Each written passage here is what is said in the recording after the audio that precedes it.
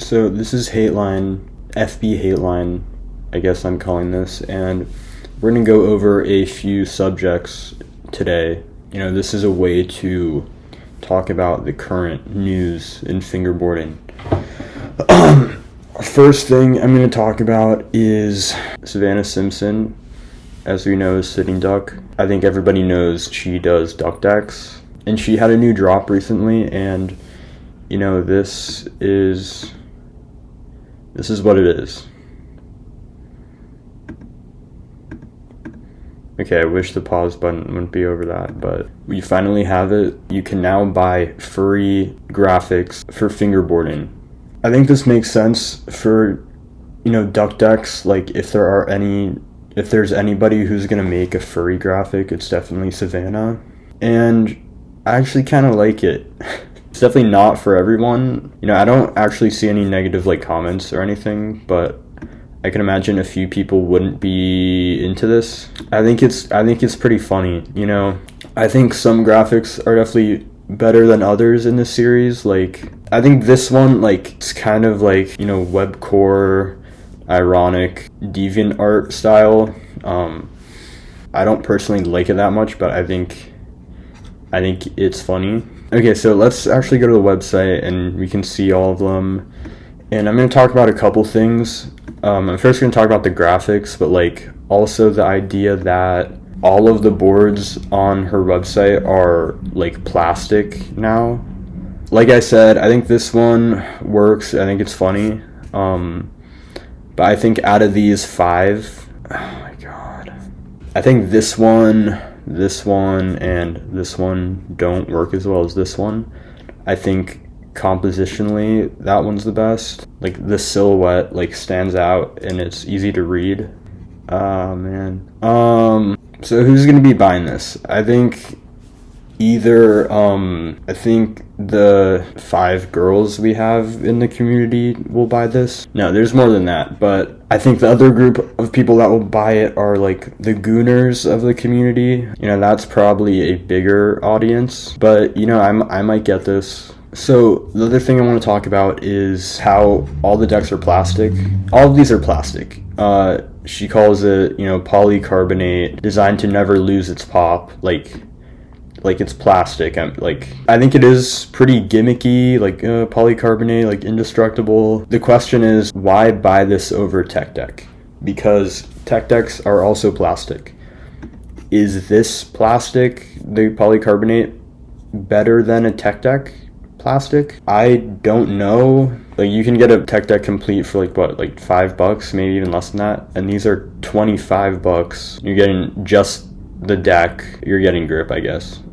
But I think that is a question that should be addressed. Why is this plastic superior than a tech deck or other things? What am I actually getting? And another question is, should we even just be selling plastic fingerboard decks?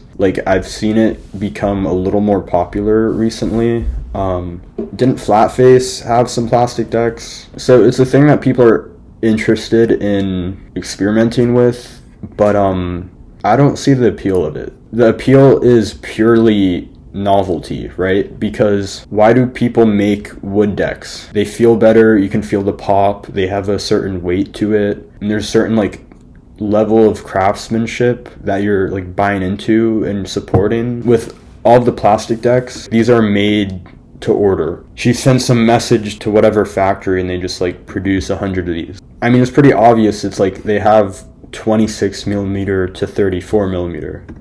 They don't have all those ready. And it's kind of interesting that they have availability even when they're made to order. I have not tried a polycarbonate duck deck, so maybe I can't comment, but I think the idea of it is, I don't get how it's appealing, because there's a reason we have wood decks. And even look at the shape. The shape is so steep, and the concave is really deep. It's reminiscent of a tech deck shape. Tech deck shapes are really steep. This looks like a tech deck. So maybe I'll try a duck deck one day, maybe I'll get this, but I think the plastic decks are a little questionable, and I'm curious to see if there is a special plastic that makes them better than a tech deck or I don't know, something else. Okay, so a little bit of a smaller story I have is the Blackriver versus ASI Berlin beef. I don't know exactly when it happened or what happened. There was the Blackriver store in Berlin, and then that got transformed into the ASI Berlin store, which TKY runs. I remember when TKY made a post, he was showing that he was kicked off the Blackriver team, he wasn't listed as a team rider for them, and that was kind of controversial. I wish this sort of thing was chronicled more in fingerboarding, because I don't really have receipts to go back and look at. I think most people know that TKY and Blackriver aren't on the best terms. Just something I saw recently. They made this post: "We love fingerboarding. We supported over 100 fingerboard events worldwide." ASI Berlin commented, "Why don't you support the only fingerboard shop in the EU more?"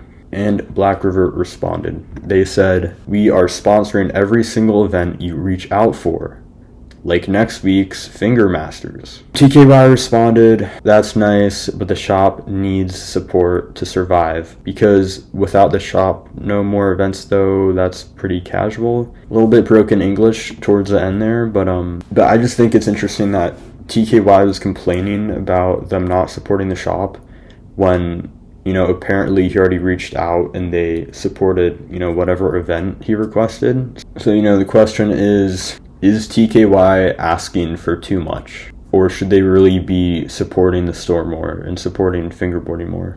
They do sponsor, a lot of events.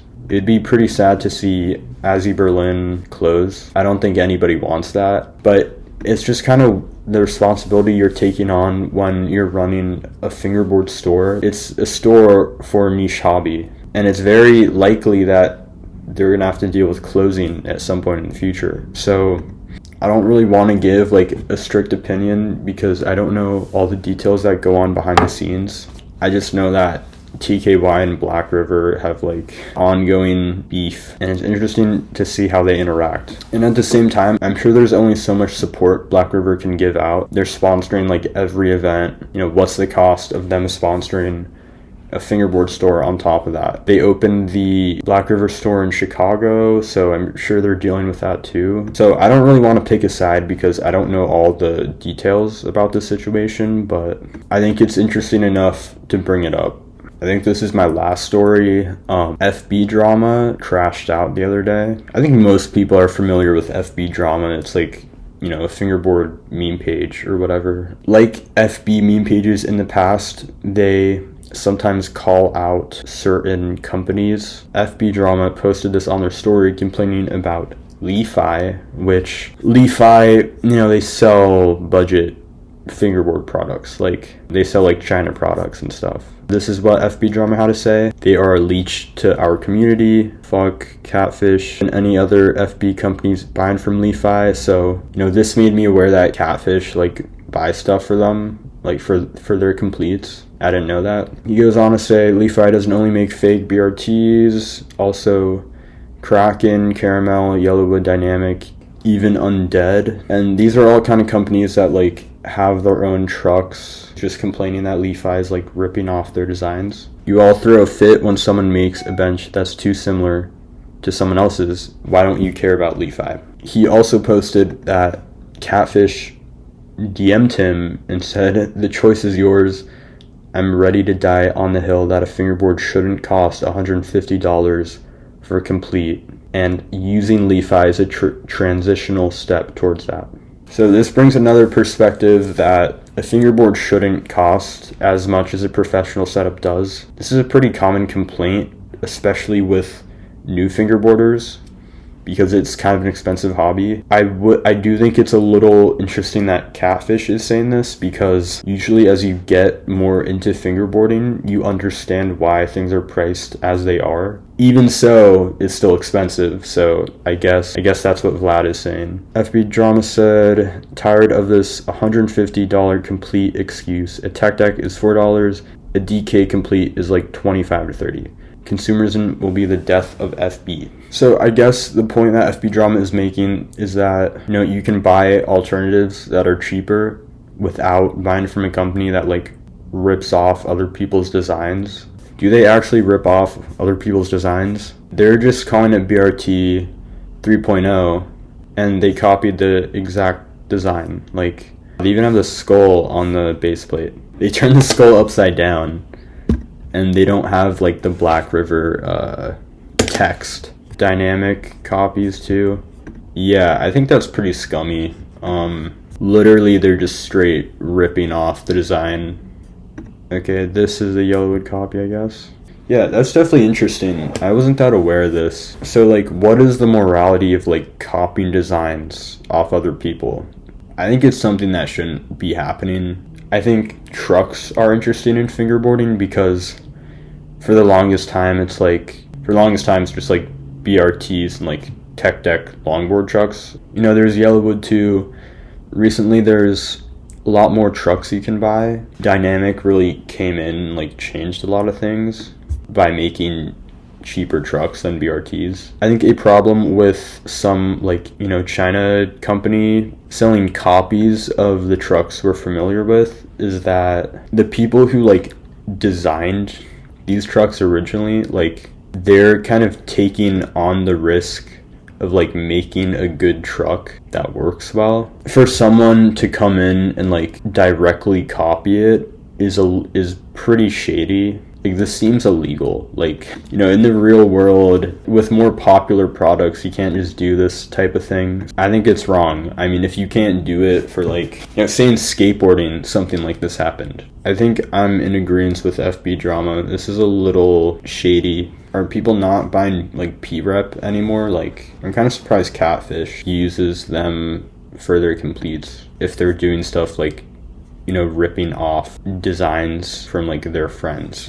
Yeah, I wonder how, like, Dynamic or Blackriver feels about this. They have to be aware of it, right? Like, I'm sure there's someone smart enough out there that can engineer and design a truck that is high quality, but, like, a little bit cheaper than even Dynamics or something. So let's not, like, recycle China products. Another thing is apparently Flatface is doing a collab with Joycult. I haven't checked up on Joycult in a little bit, but it's like $52. Like, inflation is really hitting recently. You know, I think everybody's noticed decks have gone up like $5. Wheels too. But I did not know Joycult was charging $52. Ever since Scott, like, bought Joycult, I've been kind of skeptical of how the company is being run. It just feels like a way different company now than when Matt was running it. Obviously, like, you know, Matt the scammer, like, you know, bearing slip or whatever, but there's a certain aesthetic around Joycult, and it was cool. And that's why people like Joycult. How Scott is running it, there's definitely a layer of charm that is removed from it. It seems like a Dynamic sister company, which kind of is, I guess. Okay, and now we're going to talk about this. I remember when he did this. This is so bad. Completely forgot about this. He really released AI graphics. Oh my god, Scott, what the hell? When did this happen? I just checked the Instagram. This was literally like a year ago. The comments weren't that happy about it. You know, there's a few people that have, like, no idea what's going on and, like, can't comprehend anything. So they're like, oh, this is really cool. Is it cool? No, it's not. This is so fucking bad, dude. This is so bad.